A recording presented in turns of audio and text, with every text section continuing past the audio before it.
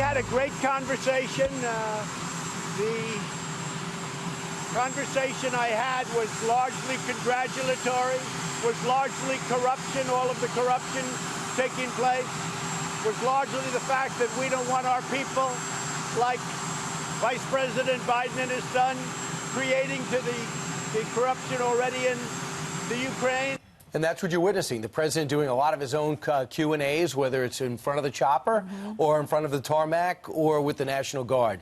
With us right now, for the first time on the couch with her dual positions, is Stephanie Grisham, White House Press Secretary and Communications Director, as well as spokesperson for the First Lady. That's 3 jobs, Brian. Yes, Yeah, 3 jobs, 1 salary, 3 jobs. How do you do it?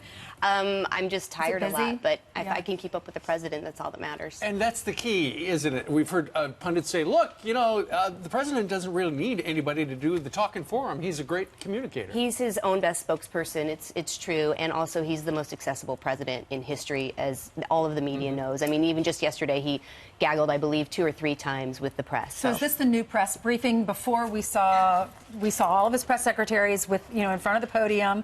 Sean Spicer, they made fun of him on Saturday Night Live because you'll never have that moment because no longer are we doing that, right? There's not right now. I mean, ultimately, if the president decides that it's something we should do, we can do that. But right now, he's doing just fine. And to be honest, the briefings had become a lot of theater. And I think that a lot of reporters were doing it to Get famous. They get were. famous. They really I were. mean, yeah, they're writing books now. I mean, they're all getting famous off of this presidency, and so I think it's great what we're doing now. What did you witness in terms of how the president reacted when they saw how Sean Spicer was being treated and Sarah Huckabee Sanders being treated? I think the word is, and you tell me if it's right or wrong, he took it personal. He's watching the tone and tenor, and he took it personal. Well, absolutely. I think that it's so important that, you know, the spokesperson for the president can adequately speak to his policies and get his message out there. And I think the president saw that that's not what was happening. It had become, again, theater, and they weren't being good to his people. And he doesn't like that. He's very loyal to his people, and he put a stop to it. Well, let's talk about the number one topic with the reporters on the South Lawn yesterday before the president took off in Air Force One, and that is Ukraine.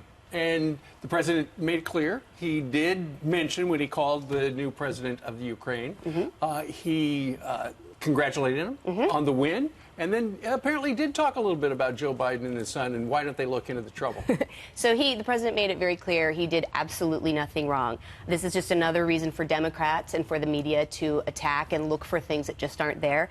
The fact of the matter is the president has calls with foreign leaders all the time. People are listening on those calls generally. There's some kind of a transcription made generally. And the president knows that. And he's above board. He's just talking to those foreign leaders, and he's working for the American people. Stephanie, the president said he might actually release the transcript so that all of this is crystal clear and we can all read it. He said there's a fine line, though, because he doesn't want these dignitaries and foreign leaders to be worried that the president's going to release conversations because they need to be able to talk candidly. That's first question. Will that happen? And secondly, how many people normally are listening? Who's this whistleblower? Well, it varies. There can be 10 to 20 people. There's a lot of people generally listening to these calls. But I will say it's true what the president said. When foreign leaders come together to speak, they need to be able to speak candidly. And so I do think that perhaps releasing this kind of a transcript could set a bad precedent. He's willing to do it, I think, but there's a lot of other people, lawyers and the such, that may have a problem with it. So we'll see what happens. Do you think you know who the whistleblower is? No. Does it surprise you that the whistleblower wasn't directly one of those? Evidently, it's hearsay. They weren't even to hear it directly.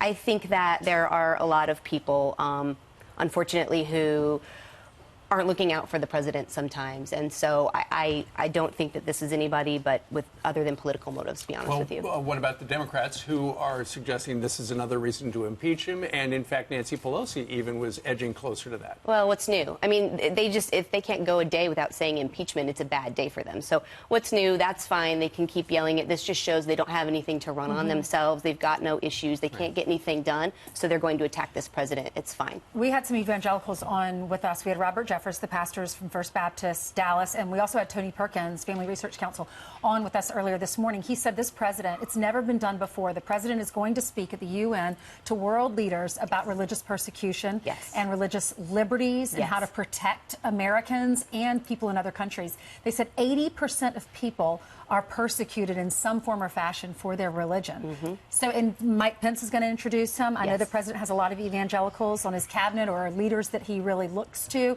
This is unprecedented. It is. This is the first time it's been done. And, you know, we live in a country, we're so fortunate that we get to worship any way we want to. And the president really wants to reaffirm that that's important. So it'll be fantastic. The schedule is going to be great. He'll do that. He's got many, many meetings with foreign leaders. And then the First Lady, of course, will be going to the New York Stock Exchange today with some children from a local school. They're going to ring the bell, and they'll be educated on, you know, the economy and how great it is under this president. Right. So. Well, so the president is going to that, and he's not going to the much larger, where all the other world leaders are, the global, what do they call it? The United Nations Climate Action Summit. He's not going to be there. I wouldn't be surprised if he popped in and stopped by. So we'll see what happens. Yeah, his schedule is ever changing, but it wouldn't surprise me if he popped by. So he wants the cleanest energy possible. He likes the innovation. He doesn't like the legislation from the world community. That is correct. That is correct. We've got the best water, the best air in the world, and he's proud of that, and we talk about that often. How is the First Lady handling your divided responsibilities? I mean, does she feel like, hey, where's Stephanie? No, I still talk to her every day. She's very, very supportive. I'm so grateful that I get to still work for her and to work for both of them. They're amazing. Is she liking the job? Yes, she is so honored to be First Lady, despite what a lot of the media say. She's very, very honored to be First Lady. And she loves what she's doing. The state dinner she organized was, I saw the images, it spectacular. Was, as usual, every detail. It was all her, the menu, the decor, the entertainment. People were actually in tears during you had the entertainment. Band up on the roof. Up on the roof, yes, and that was all her. Her attention to detail is stunning, so we're so lucky to have both of them. You can tell just in her appearance, the way she dresses. It was a fantastic evening, yes. Well, have a great visit here in New York. Thank you guys so much. Great to see you, and congratulations on all 3 jobs. Yeah, wonderful to see a woman. Thank you. Wearing so many hats. In Very, the White very House. honored. Great. And not only that, it doesn't end there. Another woman is going to do an update. I know.